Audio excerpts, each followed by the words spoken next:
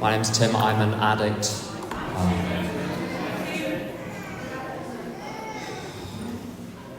So my last drink or drug was on the 24th of July 1993. So I've been without a drink or a drug for 31 years. That wasn't a little round of applause for God there. Certainly not for me, I'm a mess. That wasn't the first time I tried to get sober. The first time I tried to get sober was in 1990. So alcohol was the main drug. There were other things too, and there have been lots of other behaviours as well. I'm tricky. You can't leave me alone with anything.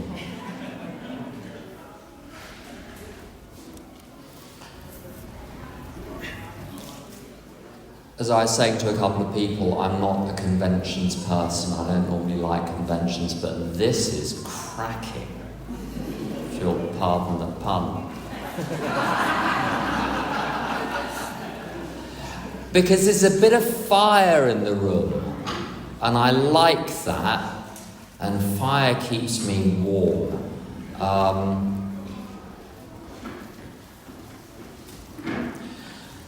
My addiction is very, very straightforward. Whatever it is, I do too much of it. That phrase, too much, is not straightforward though. When I was drinking and using, there were people that were consuming the same amount as me but were fine. And I've sponsored people who I think consumed a lot less than me, but really weren't fine. Too much means too much for me. Now, when I first read the Big Book, which was in 1993, I didn't identify with what I felt was a main theme running through it, which was drinking against my will. The reason being, whenever I had the option to drink in front of me, it seemed like it's what I wanted to do.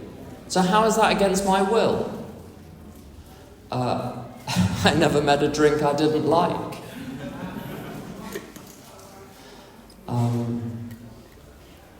I've never taken a drug which didn't seem like a really good idea at the time. In the moment of doing it, there was no conflict. It was just, this is the only option on the table, so here we go. How is that drinking against my will? And if I'm not drinking against my will, how am I powerless? I'm doing exactly what I want to do when I want to do it. How is that powerless? Makes no sense.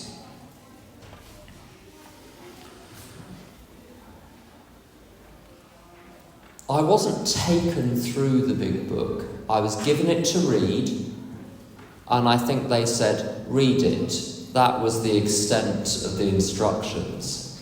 And then they said, have you read it? And I said, yes, and that was the end of the conversation.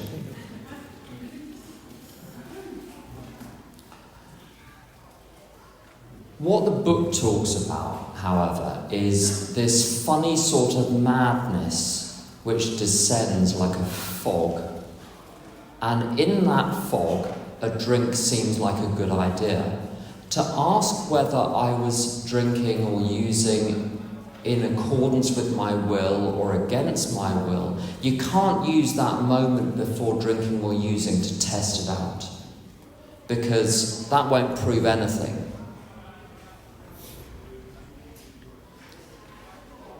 There are three ways of testing whether my drinking or using was in accordance with my will or against my will.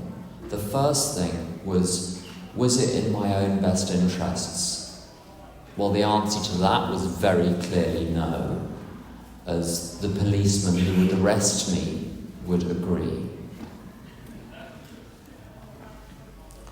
The second test is, did I do what I intended to do? The third is when I woke up the next morning, was I glad about the course of events that had taken place? I never woke up in the morning thinking, I wish I'd drunk more yesterday. I always woke up thinking, I wish I hadn't drunk what I drank, did what I did. And it's those three things. The fact it wasn't what I intended, I regretted it afterwards, and it was against my own best interests. Don't ask what I was thinking in the run-up to the drink or the drug, because I'm in the madness then, as they say. And you don't ask the mad person. You have to stand back from it. And this all struck me when a few years ago I heard a friend of mine say, he reported his father saying to him, a casual observer might conclude, son, that you're not acting in your own best interests, that you don't have your own best interests at heart. And I think that was a very good way of putting it. Cunning, baffling, and powerful are three very helpful words. It's baffling because when you can see it so clearly in someone else, why on earth would you be doing that? Why on earth would you think that? Cunning because smart people are taken in by it as much as anyone. And powerful. Forest fires are interesting phenomena. There can be 100 reasons why the first flame takes. Is it chemicals? Is it a car crash? Is it someone discarding a cigarette end? Is it a barbecue? Lightning? Lots of reasons. But once the fire starts, the way the fire propagates from tree to tree, from bush to bush, is the same for any forest fire anywhere in the world, and it doesn't matter how it started. Once it starts, and you listen to the news on forest fires, and you can have hundreds of firefighters working, but they have to wait till the wind changes or it rains. There's a little bit they can do, but really it's the weather that's going to stop this. And it's like that with me and drinking and using. If I start, I can stand a bad night out. What terrifies me is the idea of starting again and it taking years, if not decades, for me to stop, if I ever stop. I remember saying to someone, for me to drink is to die. I was going through one of my dramatic, pompous phases. Some might say I've never left that particular phase. And the AA member who I was talking to said about drinking and dying, she said, if you're lucky.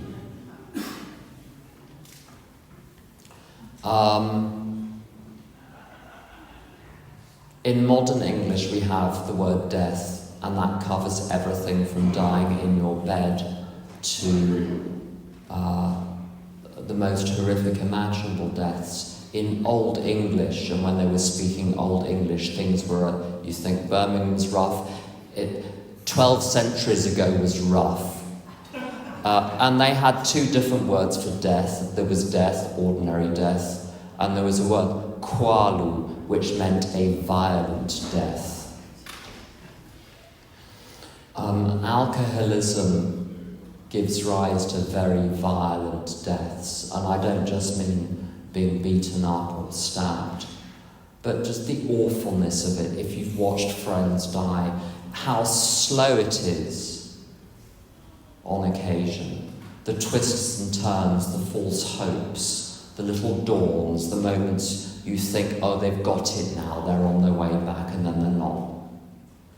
I don't want to reactivate that. If it gets reactivated, I don't bring myself back. There's a wonderful line in Bill's story where he says, I was separated from alcohol for the last time. Not, I separated myself. No. You have to wait for it to let go and then hope that the right people are around you to help you out of it. And even then, I had a friend who relapsed, and he managed to get himself, I think, 8 times into hospital over the course of a few weeks, and each time he was either thrown out of the hospital or he discharged himself. So you can even place someone in the right environment. You're not out of the woods yet. So my job now is to make sure that my addiction never gets reactivated. If it is reactivated, God only help me.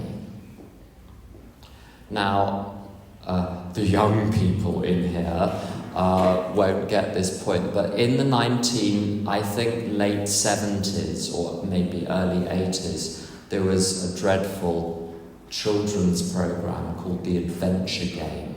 And one of the features of the adventure game, there was this kind of matrix of like diamond shapes, and someone had to go from one side to the other side.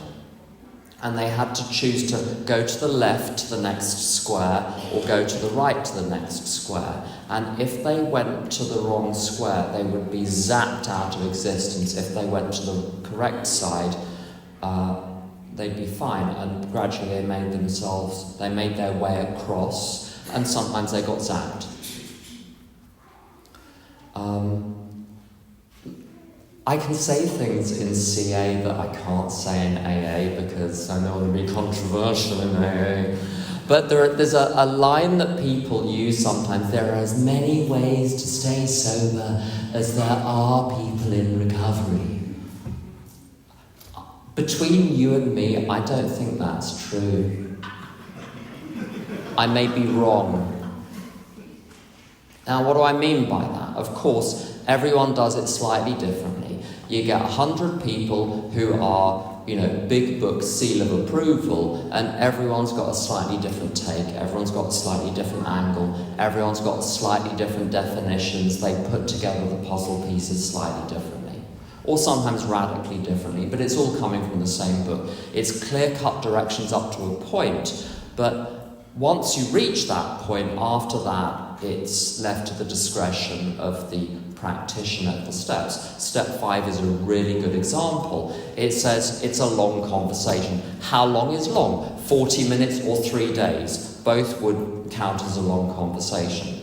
Every twist of character, every dark cranny of the past. Again, is that 40-minute conversation or a 3-day conversation? People interpret that differently. It leaves some things open. With step 9, it leaves the precise method in a particular case of how to make amends open. It's not prescriptive. It says, we don't like to lay down any rule of any sort. Interesting.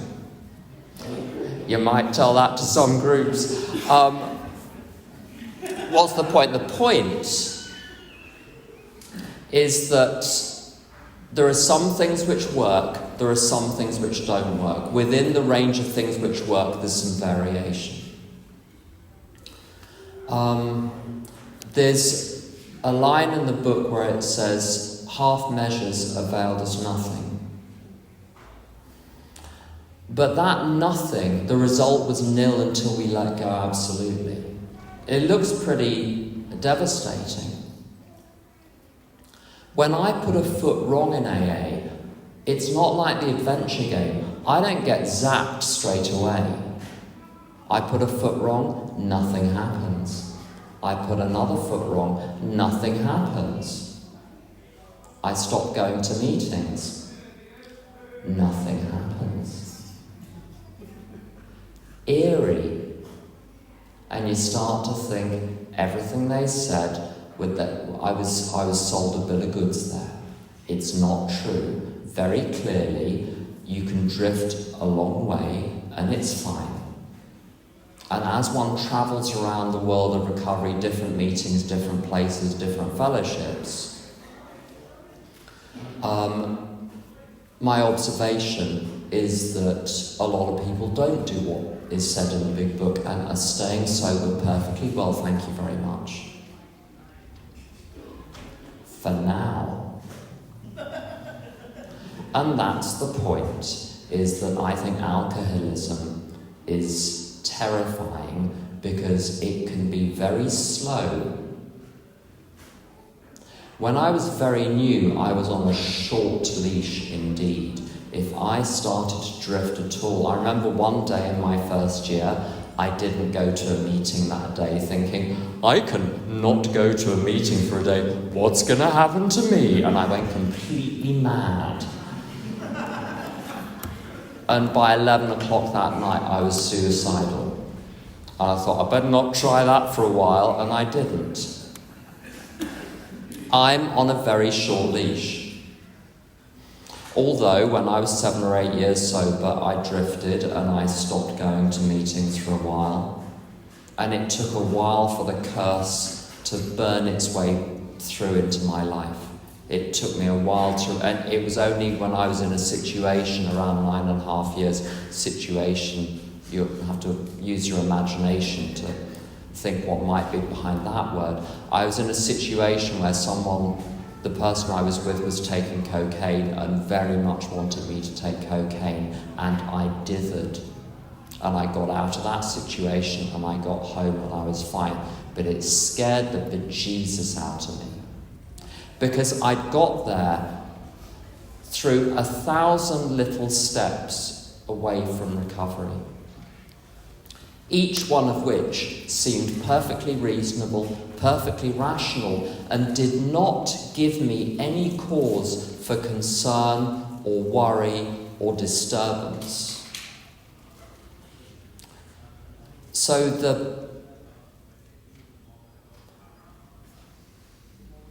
the things I'm asked to do in AA, it's the same. I won't necessarily get a benefit straight away. I remember a meeting I went to many years ago, which was a home group at the time. I have to say I wasn't a great fan of it. It was local, it was convenient, it was at a good time. There were some newcomers there. I didn't understand why I was going there, because I didn't like the sharing, they didn't like my sharing. Chalk and cheese. Until one day I realised I had some secrets, and I had a step 5, I'd done a step 4, I had a couple of step 5s booked. I was going to do step 5 with 3 different people.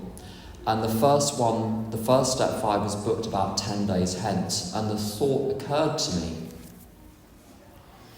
how do I know I'm going to stay sober between now and then, holding on to these secrets? And I thought, when a thought crosses your mind and you know what you have to do.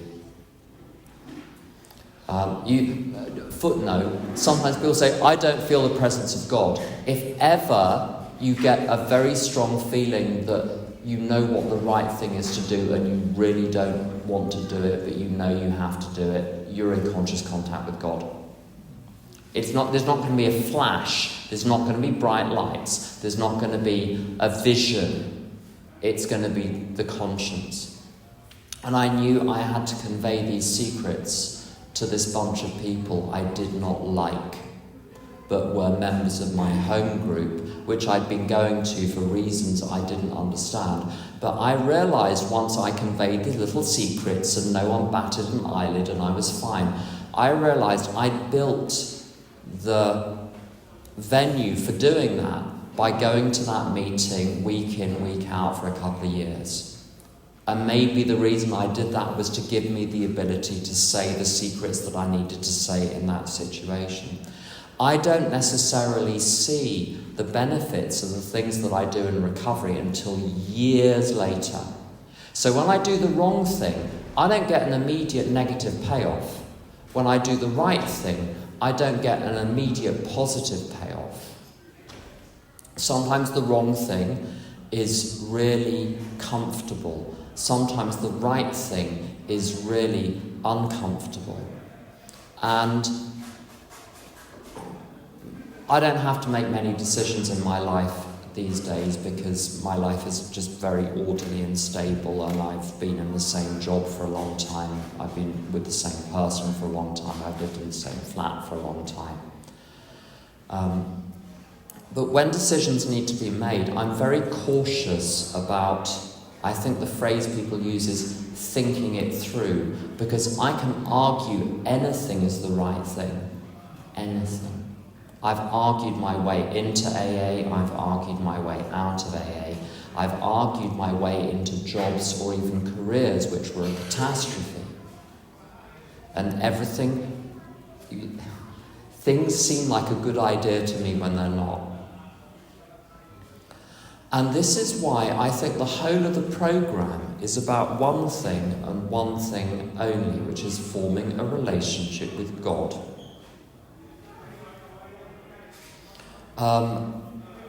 I had a conversation with someone a couple of weeks ago who was saying that they'd had some problems with religion during their childhood, and they were struggling with step 2, and could they have some help? And I thought, we'll see, and we had a little conversation. And it turned out that they thought that anyone who believed in God was very stupid, and it was very clear that God didn't exist, and they gave some reasons why God didn't exist. And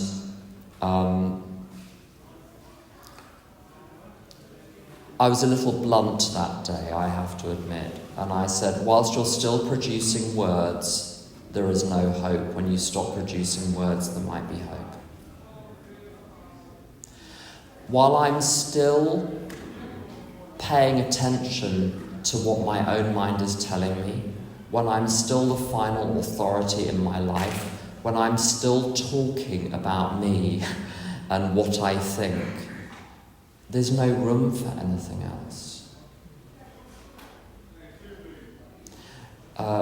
There's a wonderful line in the 12 and 12. It says, when our scorecards read 0, and you throw up your hands and you think, I got nothing.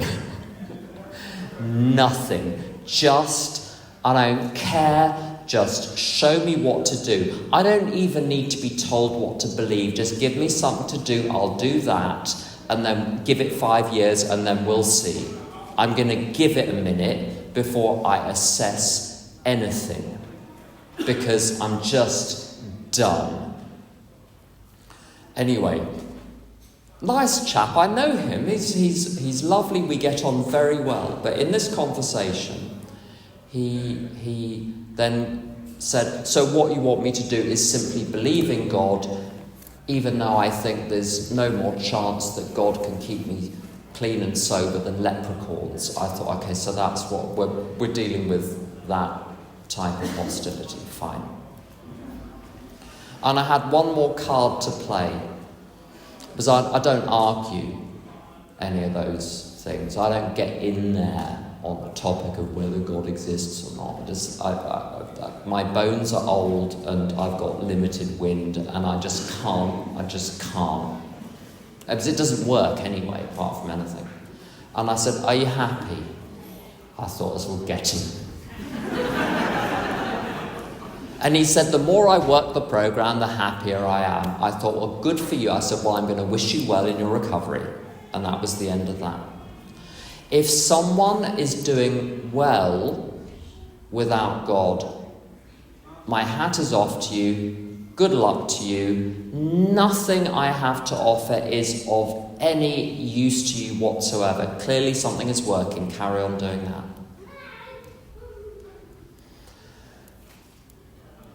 On a regular basis, I discover I have nothing to turn to except God.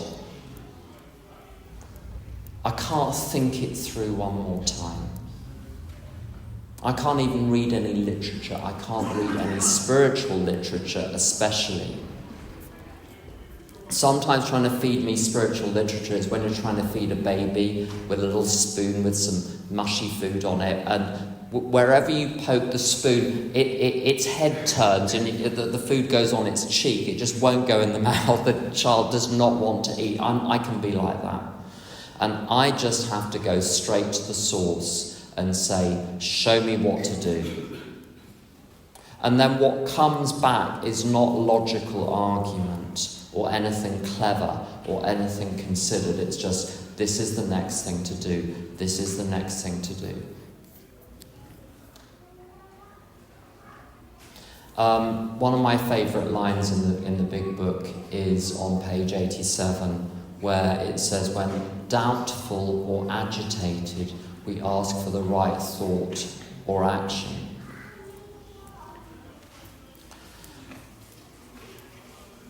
This means that my horizon stops immediately beyond the next thing I'm supposed to think or the next thing I'm supposed to do. I grew up in a family which was greatly affected by alcoholism. My life is swamped with people with alcoholism and addiction of every available hue.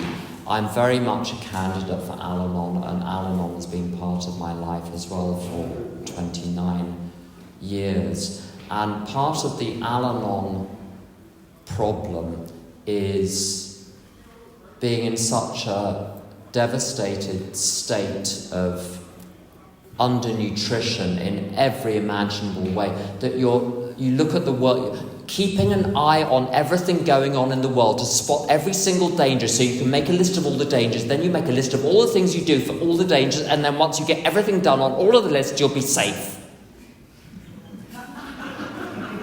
If you identify with that remotely, just run from the building to Al-Anon, as well as CA. And it doesn't work. The wolves cannot be kept from the door. However many you shoot, there's always another one dashing through the snow.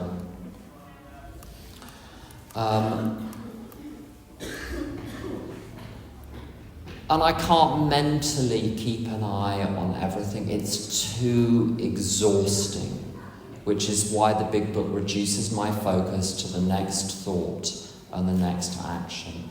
Beyond that, I don't know. And that frees up the whole day.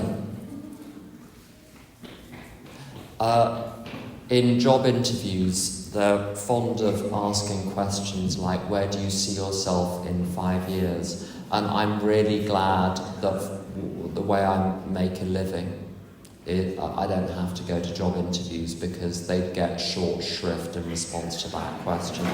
They would get an answer they hadn't bargained for. I cannot afford to see myself anywhere. I should not be the focus of my attention. And what I'm going to say is immediately now is I think very unfashionable for our day and age. I had a lot of, problems when I got sober. Problems other than alcohol, and problems other than drugs, and problems other than addiction. I was very unwell mentally and emotionally, and of course spiritually and socially, and I did not know how to handle food and money and accommodation and work and other people and religion and anything. But most significantly, I was very unwell. And these days, if you want to, you can get lots of names for the unwellness. When I was new in AA, there was only one word for it, which was, you're fucked. And I was under the impression for a long time that I needed to figure out what was wrong with me so I could fix it. And although to a certain extent a few things have come clear over the years, most of those things have not been solved by me thinking them through and learning anything with erudite people and so on. That's not the case. I mean, I haven't had depression for many years. I haven't had anxiety for many years. I haven't had a panic attack for 17, 18 years. I haven't been arrested for a very long time, which is great. I don't have any manifestations these days of any of those mental illnesses. And I kept professionals busy for a while. I should not be okay, but I really am okay. I wake up at the moment at 5:30 in the morning, thrilled to be alive, looking forward to the day, full of beans, full of energy, and excited about all the things I'm going to get done.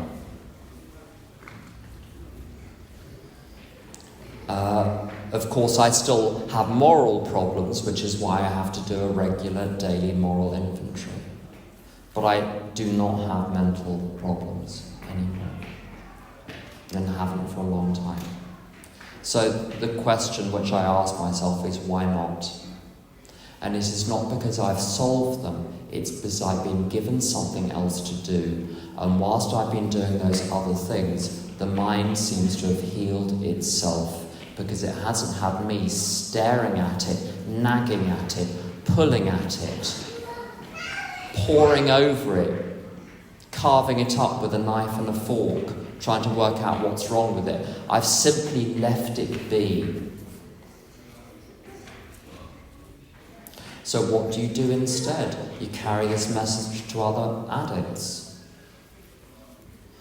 And someone made the point earlier, and I think it was very well made, that while service is very good, service is what enables the message to be carried, but it is not the carrying of the message itself.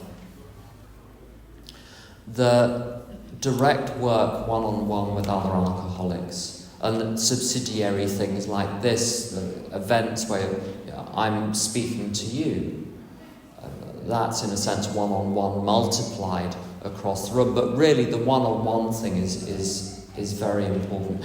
It's all based on trust, the confidence that the other person gets you, and therefore you can trust what they're saying, and you can trust their confidence in the effectiveness of the program. That seems to be the thing which has given my life a purpose and a sense of satisfaction, which certainly nothing material or worldly, even perfectly honest things like a job or a career or a family, those are good things, and very good and important things in one sense. But they don't spell the necessary spiritual awakening. There is something about carrying the message which makes me aware that there is a greater reality in operation, and all that is going on in the material world is a